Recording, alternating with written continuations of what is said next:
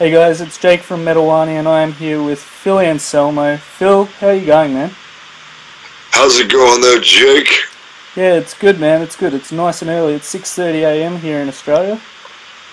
Sweet Jesus off the 2x4s. I apologize for the inconvenience, sir. No, you're right. So, it's been a busy year for yourself. 2017 being very big. You've had back-to-back releases, and you've been touring with not only Superjoint and Scour, but now you're also doing a new Phil H. Anselmo and the Illegals record, which is titled Choosing Mental Illness as a Virtue. So how's 2017 treated you so far? Oh, man. I tell you what, as far as what I'm doing, man, right now is purging, really. I'm getting a lot of music that I've been sitting on out of my system. Finally, it feels good. So it's like I've had all this music for years and years and years, and I feel like I've just been sitting on it. And don't get me wrong, there's plenty more that I'm gonna do with, but with the I guess the latest Illegals record, there were some riffs that I had from 1996 that I got to apply, and I gotta say the rest of the guys, Steve Taylor on guitar, and especially Steve, excellent input, great songwriter, great collaborator, and also Mike DeLeon and Walt, who have come in. They're great to fucking work with, tight as fuck, very professional, super handsome, and really, really excellent at their instruments. So they also immediately came in with input for this new record, and so I guess honestly, and Blue, Christ, on drums, he's grown up with me. It seems like just yesterday we started jamming. Back in the War Beast days, like he was 19 years old. Christ, he's 25, 26 years old now, man. So time flies. But truthfully, man, we got together pretty shortly after we had played some shows and whatnot for the first record, the first Illegals record, Walk Through Exits Only, and we got together and we started writing, I guess, in early 2015, late 2014, and ended up writing through 2016. So really, this album's kind of old for me, and I know it's new for you. So that is the backstory on that record. So if you got a next question, let her rip there, Jake. Yeah, so, I mean, I have obviously been listening to it for a little bit now, and I kind of have to say it's pretty terrifying. Like, I can't really escape an all-consuming feeling of rage or mania that comes through, not only through the music, but also through the lyrics. I guess it's sort of like your brain is full of rage. This album is far from easy listening, so I guess what's the trigger point for the record? Once thinking of extremities, I mean, I realize that overall in music, there's a great percentage of ground that's already been covered. So first and foremost, I don't think I'm breaking any new ground with this record, let's be clear, but it is still the type of offering that what I wanted to do was put out a record that had the relentless spirit of, like, say, Dark Angels, Darkness Descends record did. So Christ, maybe even Slayer, Rain and Blood. You know, that type of record that just slam, slam, slam, and then it has the, I guess, the crystallizing, pixelating ending to the record, which to me is a perfect segue into the next record I'm going to release after this one, which will be a band called N Minor, which I guess that's a whole different conversation, but yeah, that's going to be something completely fucking different. So with this, I would say, or going back to be clear, choosing mental illness as a virtue, the latest Illegals record, I think a big tip of the hat goes to the Australian death metal scene, which I've been a big fan of over the last 5 years, easily, if not more. Yep. I think the greatest death metal scene in the world right now, for sure. And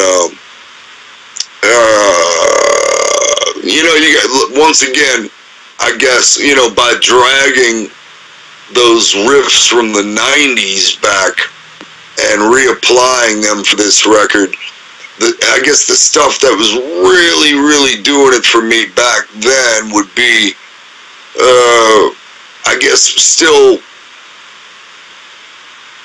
if my memory is even close to being right, I was still adoring the first 2-3 Morbid Angel fucking records, and I guess what I'd call the second, I guess, notch up or whatnot that black metal went through with records like Immortals, Battles in the North, or something like that. Something very unique but relentless as fuck and completely memorable. So that's where my mind was back then. And so to apply that and those riffs with the, I guess the tip of the hat to Australian death metal, I think that it sums it up to a degree. Yeah. Yep. But also, you know, it's also, I think the lyrics are very unique for the genre, so to speak. And the way I write, you know, it's like every line, every title, every conceivable thing that you can read into it, you know, lyrically speaking, whether it be a title or a lyric or just a line by line, a singular line, I like to have double meanings, yeah, triple meanings, but also it's very important for me that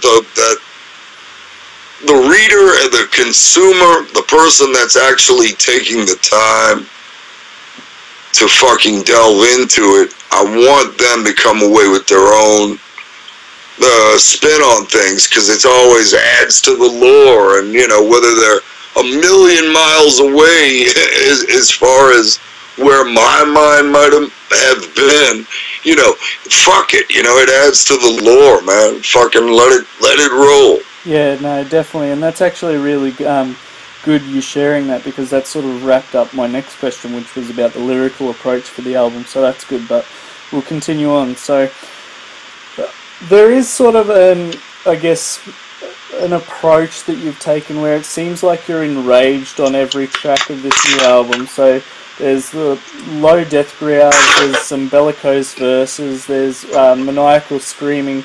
You've used your voice as a real weapon on most of the tracks. So what's your take on that?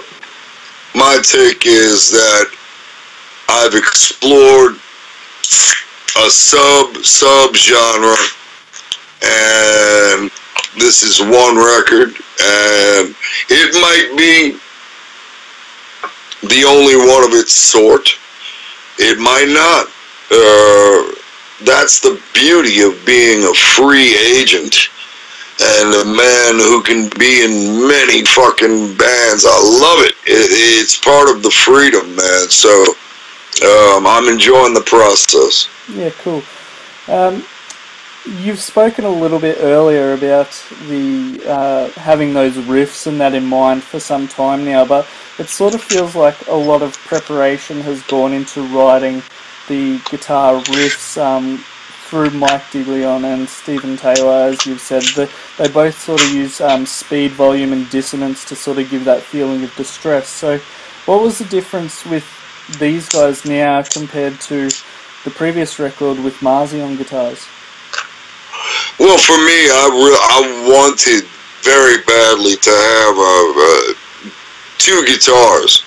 And Marzi's the type of guy who likes to be a single guitar player, and more power to him for that. That's his strength. But for me, this is my band, so I wanted the dual guitar attack. But in all truth, I play guitar on this record too, so there's 3 guitars going on, and we purposefully,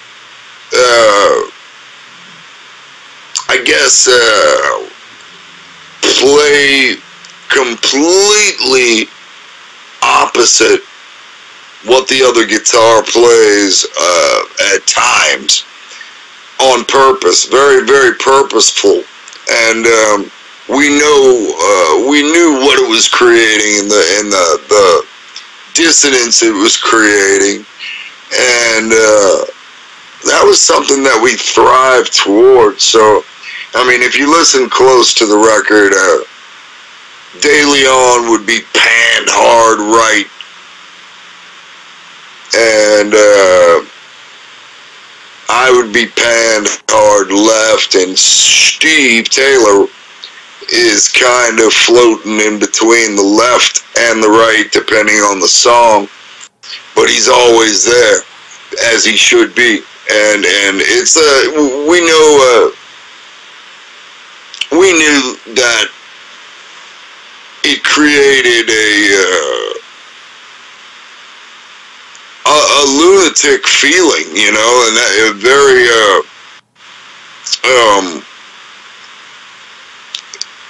I guess I would just say it definitely has a lunatic edge to it, and it's very purposeful. Yeah, cool.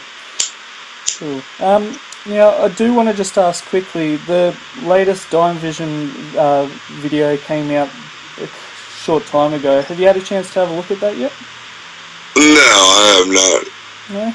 Alright, that's cool. That sort of ties up that little bit there. I mean, I was sort of happy to see Rita Haney backing you up when a journalist asked her about the Dime Bash incident that happened earlier in the year and the bond with you. So you guys are a family, and it feels good to see like you each having faith in each other. It would be awesome to see, I guess, like a one-off show in support of Dime and have all you guys jump up on stage and belt out a few tunes. Do you think that's a good idea? I think it would be a great idea if everyone else felt it was a great idea. And I would just say that,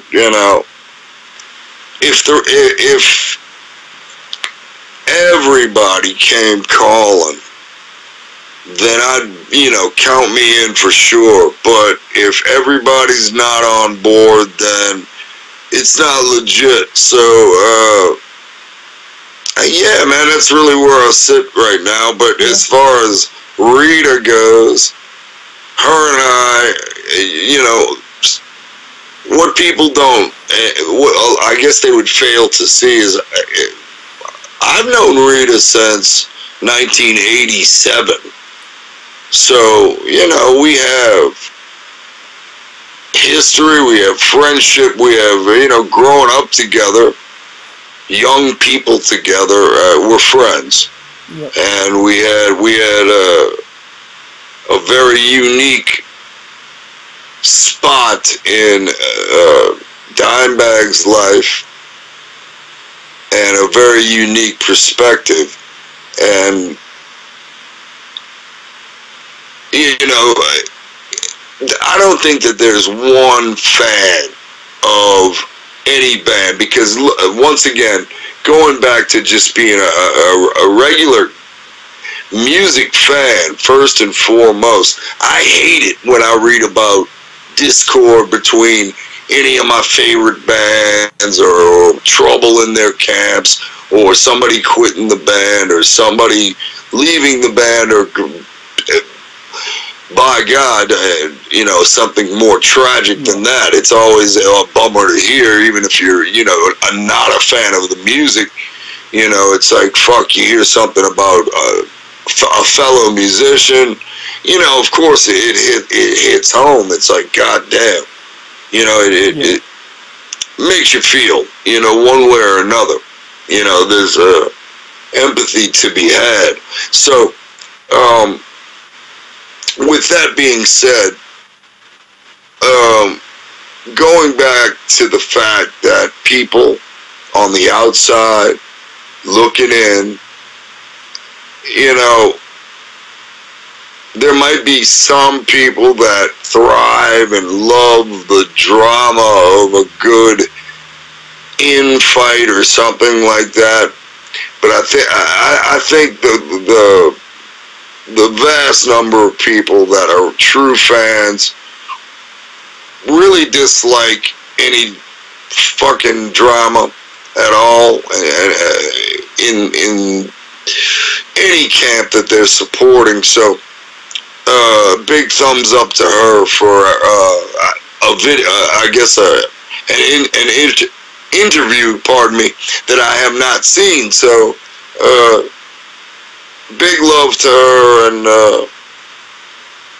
yeah, man, you know, onward, forward, and upward. Yeah, that's it. So I got two more for you, Phil. Two really quick ones. So, what are your plans with Down? Is anything happening with the new record? Can we expect it out anytime soon, or are you purely focused on the illegals at the moment? Well, it's not really about me. It's about everybody. First and foremost, Down is comprised of dudes from different bands, and that's one thing that we knew up front since 1992. So right now, I think COC just put out a new record, and it's doing very well. So big props to Pepper, and I know Jimmy's going to be busy with I Hate God. Big props to them. Big props to Mike Williams for fighting back. Speaking of, I saw Bruce Corbett from War Beast the other night at a Scour show that I played, and it was his first night back out since he had his big surgery to remove cancer. So big ups to him too. And look, here's the story with Down. Everything's cool. Everybody's doing their thing. We will get back together, and we will make an EP. When? I don't know yet. And I'll let you know when the time is right and when I know myself. God damn it. Yeah, fair enough.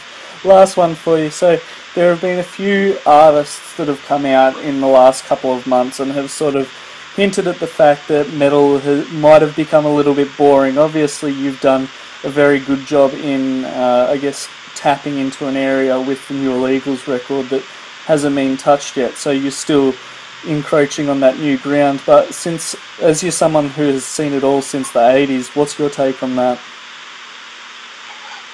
I don't know who said that, but it's interesting that you say that. I wonder if this boring stuff has anything to do with certain websites that appear to be heavy metal sites, you know, but when you go and you visit the sites, there's nary a positive word murmured about any of the fucking music.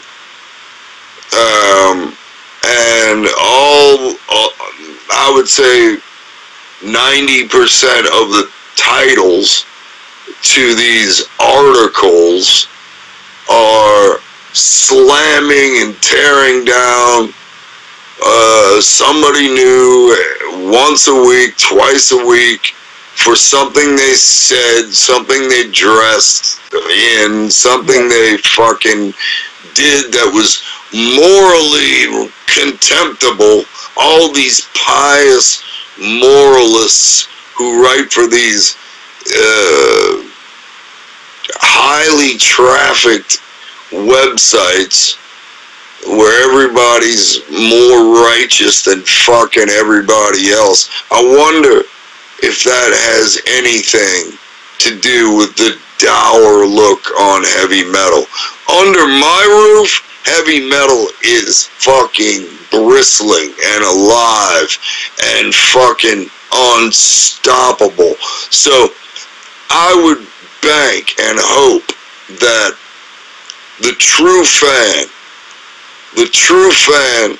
quits feeding into this fucking or these fucking miserable clickbait fucking sites and focuses back towards the bands and the music, no matter what, no matter how you get there. Get back to focusing on the music within your life. You ain't gotta read about fucking music to enjoy music. That's bullshit. Music goes in the ears, not the eyes. Yeah. And it only goes in the eyes if you're reading the fucking lyrics and getting to know the band better. Yeah. Which, that would be my advice. Get back to knowing music and get fucking as far away as possible from, from the sites that, want to be moral purists when it comes to fucking heavy metal. Because I tell you what, Jack, I come from the school of fucking G.G. Allen and fucking the Mentors and fucking, I could keep going on and on and on all the way up to fucking Kiss, fucking Chicago, to fucking goddamn The Cure. And I take my influences from everywhere, and I shan't be stopped. So there you have it, sir. Cool. Phil, thanks so much for your time, and we look forward to getting that new record out and spreading the that message amongst all your fans. Well, bless everybody. I love you so much. And Jake, thank you for having me, sir. No, not a problem at all. Thank you for letting me have this opportunity to talk with you. Oh, it's nothing like that, brother. It works both ways. Thanks for having me on the show. And always do the right thing for music, man. Be a champion of the music that you love, man. And music that you hate, leave it alone. Don't even fuck with it. It ain't worth my time, your time, or anybody else's time to hear that something sucks. Champion something that I can look forward to. That's what we want. As a music fan, that's what I ask for. Turn me on to something new and cool. Don't tell me what sucks. Thanks, Phil. Look forward to the new record in the new year. All right, my brother. Be cool, man.